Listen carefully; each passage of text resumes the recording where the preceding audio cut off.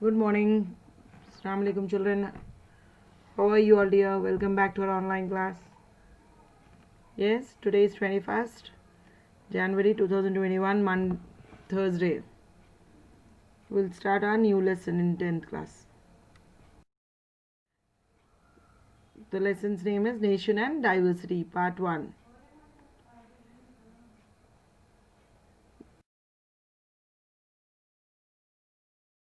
They are playing cricket. This happens in the gullies, mohallas, small lanes and all, isn't it? This red bricks and all, you equip it and we play with bat ball. What does the picture signify? The cricket, the unity of two different customs, two different religions, for enjoyment, for fun. Do you experience the theme reflected in the picture in your real life? Do you see it every day? Almost, yes, isn't it? Everyone must reply me, yes, teacher. If not, what may be the possible reason for this? If you don't see, what's the possible reason? Okay, according to the picture, this is called picture comprehension. Something you have to write. The questions will be given to you. You have to write the answers according to the picture, or you have to frame questions according to the picture. This is a examination point of view type of questions comprehension. Got it? Oral discourse talks on unity in diversity is the spirit of our. Now we'll start the passage of our lesson. We'll start reading from the reader. Read the following extract from The Wings of Fire, where the former President of India speaks of his childhood. My childhood, I was born into a middle class Tamil family in the island town of Rameswaram in the erstwhile Madras state. My father, General Abidin, had neither much formal education nor much wealth. Despite these advantages, he possessed great innate wisdom and a true generosity of spirit. General Abidin's son, the Tamil family, which island town? Rameswaram, in erstwhile Madras state. He was neither very highly educated nor very rich, but he was a good person, happy person, wisdom person, generous of spirit. He had an ideal helpmate in my mother, Ashama. I do recall the exact number of people she fed every day, but I am not quite certain that far more outsiders ate with us than all members of our family put together. Such a big joint families earlier it would be, isn't it? I was one of the child, a short boy with rather undistinguished looks, born to a tall and handsome parents. We lived in our ancestral home, ancestral means grandparents' home, which was built in the middle of the 19th century. It was a fairly large pakka house. Kacha house means which is made of mud, isn't it? Pakka house which we all are staying in. Pakka house made of limestone and brick on the Moss Street in Rameswaram. Got it? My austere father used to avoid all inessential comforts and luxuries. His father was not very fond of luxuries, comforts and all, sofa, mobile phones, is all. And he doesn't want this all, he doesn't like this all. However, all necessities were provided for in terms of food, medicine, and clothes. Minimum requirement he needs. He's a simple, easy-going son, isn't it? His father is very normal, down-to-earth human being. No show put off, no luxuries extra. In fact, I would say mine was a very secure childhood, both maternally and materially and emotionally. He was okay, he didn't have any problems financially, not emotionally. The Second World War broke out in 1939. Now comes start the story.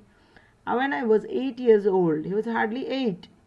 For reasons I have never been able to understand, a sudden demand for tamarind seeds erupted in the market. Imli tamarind means. I used to collect the seeds and sell them to a provision shop on the Moss Street. A day's collection would fetch me the princely sum of anna. 1 anna, 2 annas were there. Money was not there in rupees and coins like this. My brother-in-law Jalaluddin would tell me stories about the World War which I would later attempt to trace in the headlines in Dinamani. Our area, being isolated, was completely unaffected by the war, but soon India was forced to join the Allied force and something like a state of emergency was declared. The first casualty came in the form of suspension of the train halt at Rameswaram station. The newspapers now had to be bundled and thrown out from the moving train on the Rameswaram road between Rameswaram and Dhanuskodi. That forced my cousin Samasuddin, who distributed newspapers in Rameswaram, to look for a helping hand to catch the bundles, and as if naturally, I filled the slot. Got it? They are throwing away the newspapers. What is the reason? Do you know? But his friend was holding it, catching it, and he helped him. Samasuddin helped me earn my first wages. Half a century later, I can still feel the surge of pride in earning my own money for the first time. Got it? Small children are earning.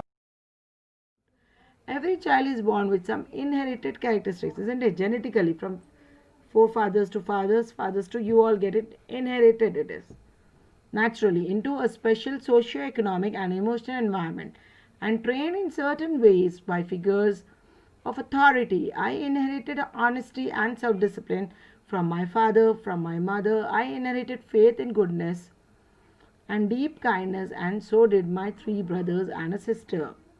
Totally, there are four boys in the family and one girl, one sister.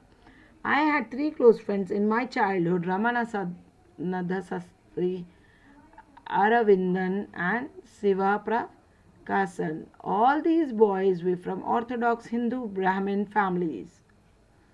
As children, none of us ever felt any difference amongst ourselves because of their religious differences. Is it clear? He was a Muslim, always Hindus, his children, his close friends, and upbringings. In fact, Ramanandan Sastri was the son of Pakshi Lakshmana Sastri, the high priest of Rameswaram temple. He was the son of priest, Pujari later in Urdu, isn't it? Later he took over the priesthood of the Rameswaram temple from his father, hereditary that goes on, isn't it? Father's position, son gets after his death. Aravind then went into the business of arranging transport for visiting pilgrims. He slowly took over his responsibly. He did his father's job, and Siva Prakasan became a catering contractor for the Southern Railways. Got it? The priest Aravinda was the second one. First one, the hero in our story in our story is who took priestship of from his father. Second son, he took business of arranging transport for visiting pilgrims, Tirupati and all. They will go, isn't it? For that third one, catering contractor, he became a for the Southern Railways. In railways, he would supply food and all. During next paragraph, during the annual Sri Sita Rama Kalyanam ceremony, our family used to arrange boats with a special platform for carrying idols of the Lord from the temple to the marriage site, situated in the middle of the pond called Ramatirtha, which was near our house. Got it? They would stuff like in functions, marriages, and all ceremony would happen.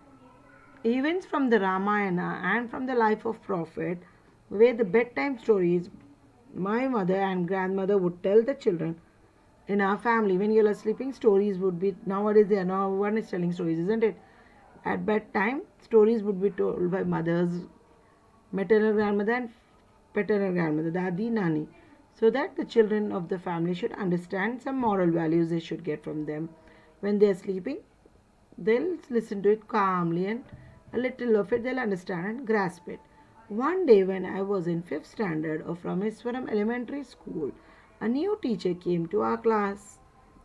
I used to wear a cap which marked as a Muslim, and I always sat in front row next to Ramananda Sastri, who wore the sacred thread. Got it? He used to wear a cap, topi, Muslim one, isn't it? Next, he would sit beside his friend Ramananda Sastri. He would wear a thread. of his religion. The new teacher would not stomach a Hindu priest's son was sitting with a Muslim boy. In accordance with our social ranking, as the new teacher saw it, I was asked to go and sit on the back bench. Teacher would not tell anything, she would tell go and sit on the back bench. I felt very sad, and so did Ramananda Sastri. They were good friends, but they have to move because the teacher told them to go back. He looked utterly, he got angry, downcast as I shifted to my seat in the last row. The image of him weeping when I shifted to the last row left a lasting impression on me. He cried also, but teacher did not listen to him. After school, what happened? We went home and told our respective parents about the incident. Even you all do, isn't it? You all go home and tell teacher did like this to your parents if you feel bad, hurt, if you get hurt of it. What happened then? Lakshmana Sastri summoned the teacher and in our presence told the teacher that he should not spread the poison of social inequality and communal intolerance in the minds of innocent children. He bluntly asked the teacher to either apologize or quit the school and the island. Teacher was scolded by her elders of the school, isn't it? She was told to tell sorry to the children or leave the school, resign and go out of the school or the island. Not only did the teacher regret his behavior, teacher also felt bad. But the strong sense of convention Lakshmana Sastri conveyed ultimately reformed this young teacher. On the whole, small society of Rameswaram was very rigid in terms of segregation of different social groups. However, my science teacher, one more teacher's incident, Sivasu Brahmanya Iyer, though an orthodox Brahmin with a very conservative wife, stricter, was something of a rebel. He did his best to break social barriers so that the people from varying backgrounds would mingle easily. Different backgrounds, communities would come and meet him. He used ours with me, and I would say, Kalam, I want you to develop so that you are on par with the highly educated people of the big. Got it, children? The lesson is finished here. Now we'll see the homework for today. As a children, none of us ever felt any difference among ourselves because of our religious differences and upbringings. Choose the appropriate meaning for the underlined word from the options given below. Upbringing means what? Education, care and training, trained, food and shelter, any one of them. Tick it and send as homework. Next question, what were the problems faced by Kalam in his childhood? Got it?